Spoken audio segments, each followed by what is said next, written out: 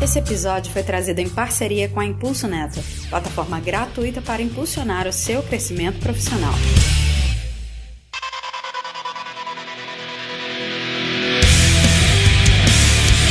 Olá, mundo! Seja bem-vindo a mais um episódio do PodTag. Eu sou o Luiz Gonçalves e mais uma vez a gente vai estar falando sobre Kanban, que é um tema aí muito discutido em várias comunidades, não só de Agile, mas de desenvolvimento, de gestão. A gente já gravou um episódio com a Ana Soares, que está aqui conosco de novo. Já vou chamá-la para o nosso board. Então volta aí no seu agregador, Spotify, Castbox ou no site para ouvir a primeira parte, onde a gente vai dar continuidade nesse assunto. É claro, eu não estaria sozinha aqui gravando. Estamos com a Iana Gonzaga, além de ter 300 certificações ágeis, também tem agora um curso de medicina, né, Iana?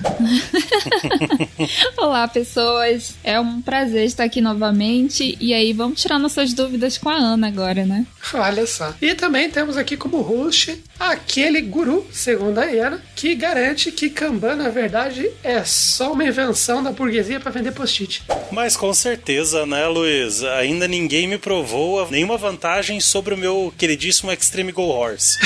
Então, vamos lá para ver se tem alguma coisa melhor do que definir prioridade pelo tamanho do grito do cliente. Prioridade é quem paga mais, né? Exatamente. Prioridade é quem grita mais alto. É tipo o trânsito no Paraguai. A preferencial é de quem buzina. Boa. E aqui, mais uma vez, uma presença ilustre da Ana Soares. Não é Iana Soares, é a Ana Soares. Não que a Ana não seja ilustre, você também é ilustre, tá bom, Iana? Mas, mais uma vez conosco aí para continuar esse papo sobre Kanban. Hoje a gente vai falar sobre ferramentas, vai falar sobre gestão. Boa noite, Ana. Tudo bem contigo? Tudo bem. Não saio mais desse podcast até convencer todos vocês, hein? Olha só. Promessa é dívida, acho que vai levar um tempo aí, porque o Clécius parece que ele tá inventando o Clécius Ban. Exatamente.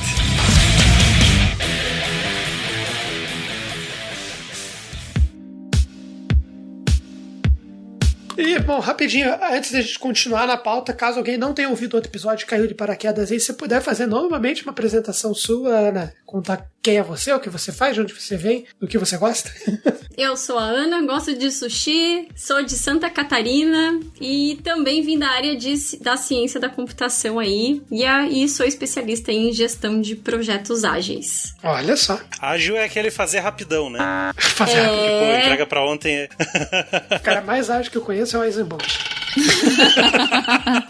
A gente falou no episódio passado sobre algumas diferenças entre o Kanban e o Scrum. Hoje a gente vai entrar um pouquinho mais de detalhes. A gente falou um pouco sobre cerimônias, falamos sobre cadências, mas vamos entrar agora mais a fundo nisso. Então, você comentou no outro episódio sobre as principais cerimônias, como que um time aí que, beleza, topou a ideia do Kanban, achou legal, vamos testar, já começou talvez, quem sabe, a implementar, ainda tem suas dúvidas, precisa de uma consultoria, mas beleza, já estamos usando o Kanban. Quais são as cerimônias que esse time precisa organizar? O que será que algumas pessoas precisam assumir alguns papéis? Ana, dá um contexto aí pra gente. Bom, no método Kanban, a gente se preocupa na gestão visual, mas a gente tem sim as cadências para ajudar o time na comunicação. Então a gente tem aí a reunião diária, a nossa Kanban Meeting, que é o que o time vai olhar pro fluxo, ele não vai se preocupar com o que ele tem para fazer, o que ele tá fazendo, porque ele já tá olhando para um Kanban, seja virtual ou seja aí na parede com post-it. Então ele vai se perguntar aí o que a gente pode desbloquear, quais são os itens mais à direita. Então perceba que essas demandas é do time. O time trabalha em conjunto para resolver. Então eu não tenho a minha demanda isolada, me livrei do meu problema e seja o que Deus quiser. O time trabalha de forma conjunta em entregar essas atividades. E também a gente tem, a nível de time, a reunião de reabastecimento, que é aquela que o time vai se reunir junto com o PO,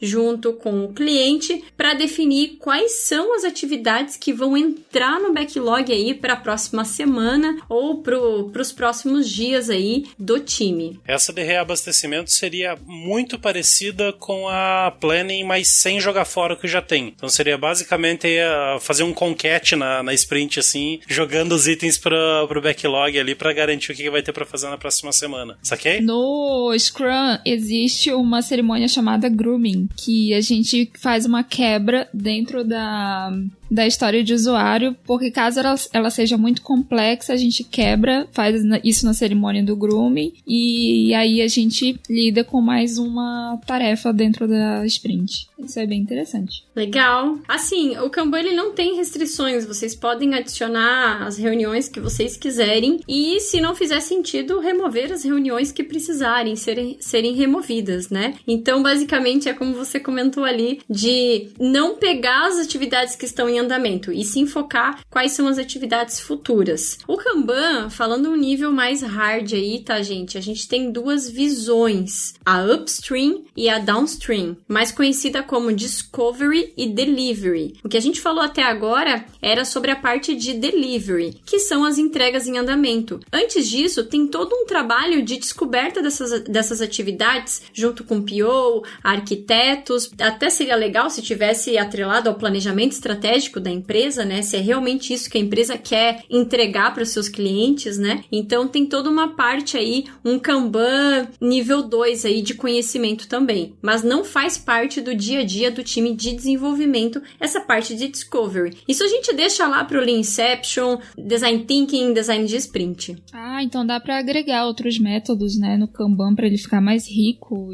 em técnicas, ficar mais ágil. Inclusive Scrum. Isso. Dá para usar Scrum. Inclusive Scrum. Scrumban. Scrumban. Sim, com certeza. Tem uma tendência de algumas equipes começarem com o Scrum, depois elas se focarem mais no fluxo, abandonarem algumas cerimônias do Scrum e se focarem mais na gestão visual do trabalho, em dados históricos. Também tem equipes que aos poucos param de estimar. Então é uma tendência muito natural. Quem tá dentro do processo é que vai entender o que é melhor para ela fazer. Você falou, Ana, no episódio passado que não existem papéis específicos para o Kanban. E no Scrum tem vários, assim, Scrum Master, Product Owner. O que a gente consegue agregar ou ter uma pessoa de referência no Kanban? Existe isso? Tem uma pessoa que fica responsável por coordenar todo o ciclo, acompanhar, fazer reporte para o gestor, talvez? Existe um tech leader? Existe alguém que você tenha que procurar para fazer o acompanhamento do processo? Até tem 2 papéis dentro do Kanban, mas a gente não difunde muito eles, porque basicamente as pessoas acabam usando o Scrum Master, que é uma pessoa mais responsável pelo delivery, e a parte de discovery, uma pessoa mais como se fosse um PO, tá? Então a gente não define muito bem os papéis, as pessoas assumem os próprios papéis que elas estão atuando, porque a ideia não é você sair mudando o seu processo do dia pra noite, né? Até para não acontecer na curva J da mudança, uma mudança muito brusca em que o time perca muita produtividade e afete, impacte aí o cliente. Então, a gente sempre coloca pequenas mudanças conforme a necessidade. Se existe a necessidade de criar um papel novo, é só criar aí um Tech Lead, né? Um Agile Master que tá aí em alta também. As pessoas vão criando conforme a necessidade. Uma dúvida aqui, que na quarentena as pessoas estão ficando muito em casa, e aí elas estão tendo que lidar, talvez, com a falta daquele quadro físico. Como é que tá funcionando isso, o Kanban remoto? Como é que as pessoas... Quais são os principais desafios hoje das equipes ágeis que trabalham com Kanban? Trabalhar com o Kanban remoto hoje. Em empresas que não estavam acostumados com esse formato, né, que não deixa a pessoa nem um dia na semana trabalhar remoto, não tem uma estrutura adequada, né? Não tem aí um Firewall, não tem como é que fala aquele negócio lá para você trabalhar remotamente? VPN. Uma VPN! Tem empresas que não tem uma VPN para você acessar. Configurei uma hoje. Olha aí, ó, por que será? Essa era de cliente. Ah, essa era de cliente. Ah, então tá bom. Então, as empresas que não estão preparadas, tiveram que se adaptar, criar suas VPNs, né, pro time conseguir trabalhar de casa. Mas, para empresas que já estão acostumadas, elas já usam provavelmente alguma ferramenta aí de acompanhamento de projetos. Então, seja um Trello, Pipefy, tem o Gira. Então, se a sua empresa já tem alguma ferramenta aí de gestão de trabalho, não precisa reinventar a roda, não. Vocês conseguem colocar as atividades e adaptar dentro da ferramenta que a empresa de vocês tem hoje. E aí é muito legal, porque você pode colocar algumas ferramentas permitem você colocar avatares, fica tudo documentado na ferramenta também, e você pode acessar de qualquer lugar. Então, veja que é a mesma coisa que os post-its na parede. A diferença é que você tem uma ferramenta ali e você consegue fazer de qualquer lugar essa gestão. E aí, claro que entram outras coisas aí, né? Dicas de facilitação, de estar ligando a webcam, conversando com as pessoas. Se a comunicação tá fraca, aumentar aquela reunião diária, de repente faz uma no início do dia, uma no final do dia, tudo para potencializar a comunicação com a equipe. É bom ter uma hora acertada, né? Falar que, vamos ter uma reunião, pontuar, na verdade, para manter o foco do time. É interessante deixar agendado, nós teremos uma reunião às 8 e uma às 17, por exemplo. Que é aí para garantir que todos estejam presentes na reunião. E é legal assim, porque você também tem oportunidade de conversar mais com as pessoas, né? Você tem momentos ali que você pode perguntar, tá tudo bem? Como é que tá aí na sua casa? Antes de começar a reunião mesmo, né? Nem todo mundo tá em casa e tá sozinho, às vezes a família, tá o cachorro, o gato, tudo na mesma casa, às vezes é uma casa pequena, a pessoa tem dificuldade, isso afeta um pouco o trabalho dela. Então, ter essa empatia com a equipe e tentar ajudar da melhor forma possível. Legal. E assim, até essa do trabalho remoto, abrindo um parênteses aqui, a gente tem um episódio muito legal sobre o futuro do trabalho, que foi da temporada passada, que a gente bate bem nessa parte do trabalho remoto. Eu acho legal para o nosso ouvinte que quiser se aprofundar nesse assunto, dar uma olhadinha lá. E assim, agora olhando para esse cenário nosso de quarentena, e inclusive recentemente na empresa lá a gente acabou migrando totalmente do modelo presencial para um modelo remoto, e a gente sofreu boa parte dessas dores que você comentou. A gente já usava uma ferramenta, mas ainda assim tem boa parte do trabalho, boa parte daquele feeling pessoal que os métodos ágeis prezam muito, né? Então você não tem uma documentação formal, você não tem uma metodologia, então muita coisa você resolve no tete-a-tete ali na mesa, conversando com a pessoa ou indo na mesa dela, e você acaba perdendo isso no remoto. E assim, olhando para as pessoas que hoje estão aplicando um Kanban local de uma forma mais um pouco relaxada, não no sentido pejorativo, mas sem muitos processos, sem muitas ferramentas aplicadas, o que você recomenda que as pessoas olhem dentro do modelo do Kanban e apliquem para maximizar a comunicação e para evitar aquele distanciamento que acaba acontecendo do time, de ficar só um movendo um post-it lá na casa, outro move também, e o time começa a ficar independente? Você já comentou da reunião diária, mas tem outros mecanismos que o Kanban provém também para isso? Depois da reunião diária, a gente recomenda também que a equipe faça a melhoria contínua, né? Então, o Kaizen é uma prática do Kanban muito fortemente indicada para a equipe sempre estarem melhorando o processo. Inclusive, o Scrum tem uma cerimônia de retrospectiva que eu uso muito nas minhas equipes, que é fazer essa interação com as pessoas, né? Então, tem até uma dica que eu tava vendo do livro Sprint a Sprint, que você pode, dependendo do estágio que o time tá, do Tuckman, né? O Norming, Forming, Performing, você pode trabalhar com diferentes tipos de retrospectivas. Então, uma equipe que ainda tá se formando, uma equipe novinha, né? Essa equipe a gente pode trabalhar com retrospectivas mais de construção de time, pro time se conhecer, da onde eles são, o que eles fazem, né? Se o fulano tem um bichinho de estimação,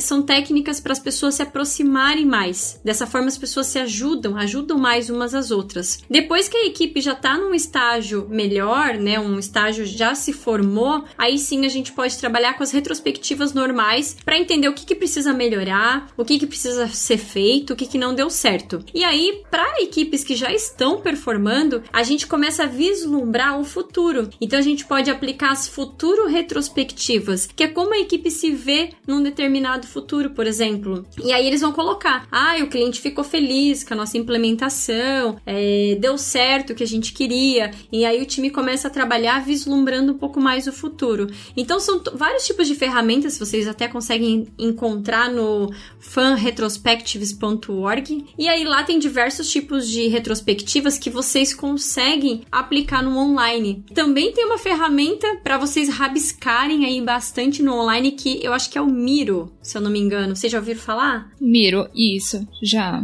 Não conheço, mas olharei com o link da descrição. Estará aqui embaixo. Ah, você não tá vendo aqui embaixo que você está nos ouvindo.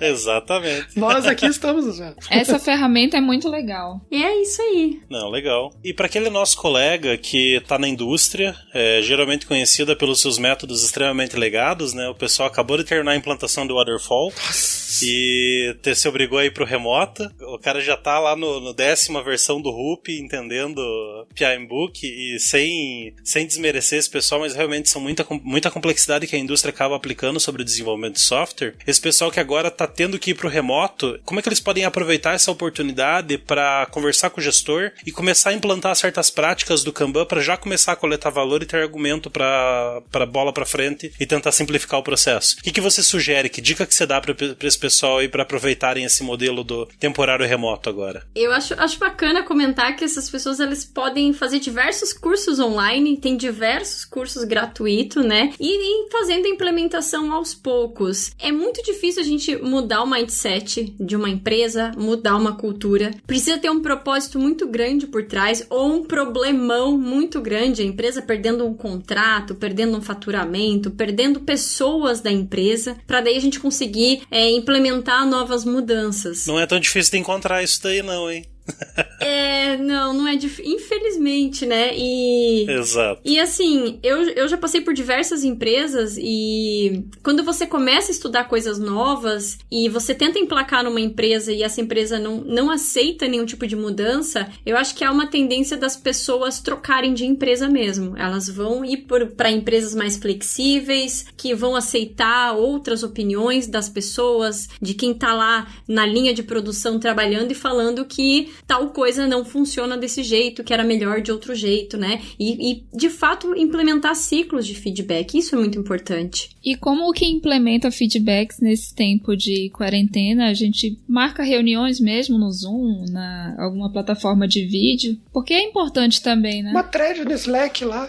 Você tá vacilando. Imagine. @channel. Olha só o que o Clécio está fazendo aqui, ó.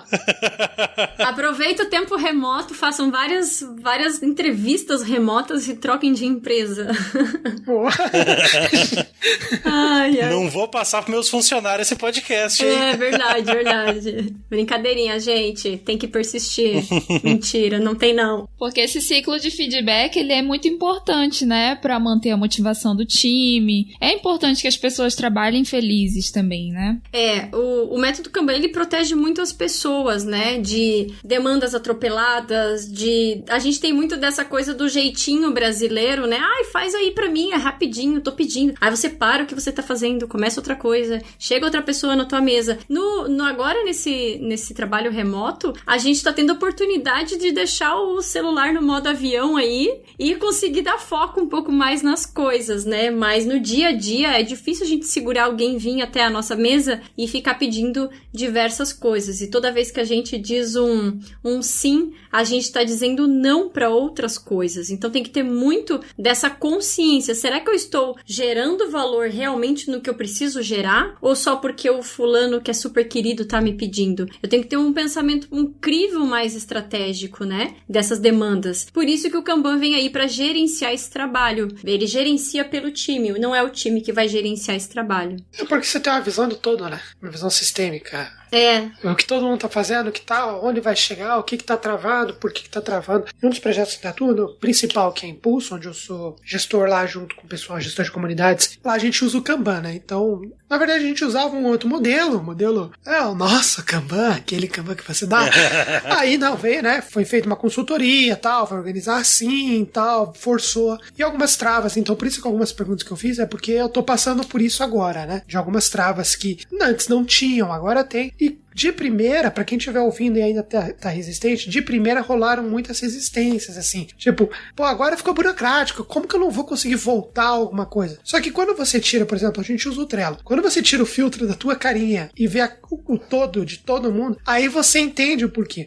E algumas coisas é legal que, falando como alguém que tá usando, não como alguém que tá gerenciando, né? Mas quando você tem uma task que você quer puxar, aí não dá pra você colocar porque tem outras travas, antes você olhava assim, tá, beleza, eu vou puxar a Yana que se vire, né? Pra não falar outra coisa, o problema é dela, eu vou puxar minha task aqui. Quando você tem um whip limitado, você chega, Yana, como que eu posso te ajudar pra gente fechar logo isso aqui? Porque eu preciso puxar outra parada. Aí você começa a entender que aqui, pô, se o meu veio depois é porque aquilo que a Yana tá fazendo, um exemplo aqui, é mais importante, é mais prioritário, o time precisa ajudar a resolver. Mas que não seja algo meu, faz parte, é o meu time, né? Que está sendo impactado por uma parada, então a gente tenta resolver. E isso mostrou nas primeiras 2 semanas foi meio difícil de aceitar. Mas depois foi pegando o tranco e daí a gente olha e fala, pô, faz sentido essas coisas, porque aí você entende o que tá gerando mais valor. Não é que o que você vai puxar depois não gera, né, Ana? Não é que não gera valor, mas naquele momento aquela outra tarefa foi puxada antes gera mais valor, né? Naquele contexto. Foi bem legal. Legal. Inclusive, quando você tem diversas atividades, a gente está muito acostumado a cada um trabalhar no seu quadrado, né? Eu escolhi ciência da computação, eu tenho que ser programador, eu escolhi ser programadora, me especializei nisso, na linguagem X eu só faço aquilo. Quando a gente tem o Kanban e a gente limita o trabalho em progresso, vai chegar um momento que tem tantas outras coisas importantes para serem entregues que por que eu vou puxar mais trabalho para o começo da minha fila se eu posso ajudar lá na parte de análise ou na parte de homologação? Então a gente sempre olha o todo. Mesmo que eu não saiba ainda testar, eu como programadora posso sentar do lado de um analista de testes, agora não, né? Agora é só virtualmente. Mas eu posso compartilhar a tela e aprender também a testar. Porque o foco do Kanban é você ir eliminando esses gargalos. Quanto mais você elimina o teu gargalo, mais vazão você dá no teu fluxo. Então o time começa, a taxa de entrega, ela começa a ser muito maior, porque a gente não tem aquelas demandas paradas. É legal. Pra gente já ir pra conclusão aí, pro pessoal que se interessou por isso, curtiu o assunto, dá uma dica rápida aí pro pessoal de como que pode entrar na área, certificações, por onde começar.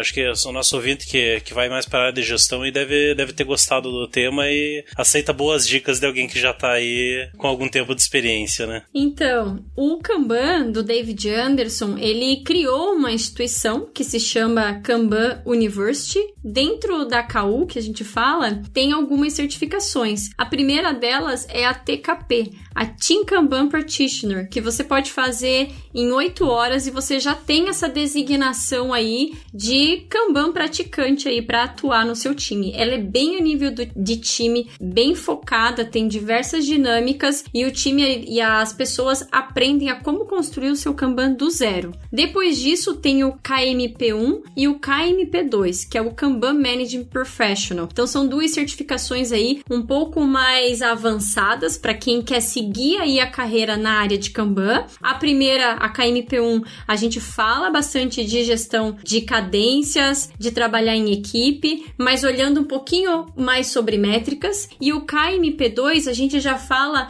mais a nível de serviço, mais a nível estratégico, que é aquela visão que eu falei para vocês, de upstream, aquela visão do discovery. Olha só, chamou a atenção esse das 8 horas. Bem legal.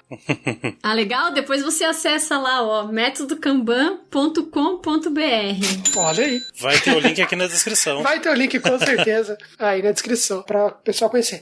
Ana, a gente estourou um pouquinho o horário desse episódio. Fica o convite para novos episódios, inclusive. Mas para o pessoal que quer conhecer aí o teu trabalho, além aí do link que você acabou de passar, que está aqui embaixo também para quem está nos ouvindo, como que as pessoas te encontram se quiserem trocar mais alguma ideia, tirar mais algumas dúvidas?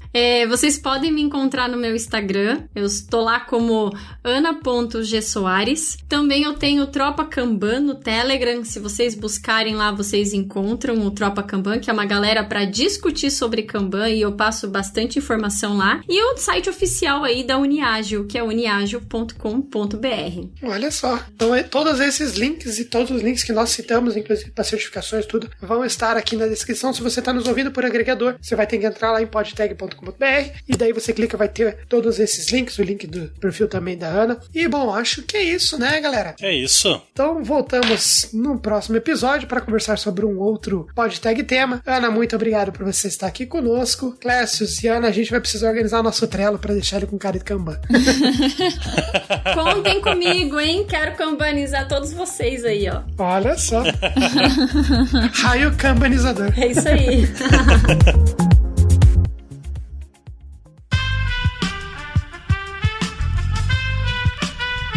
Esse podcast foi editado por Aerolitos Edição Inteligente.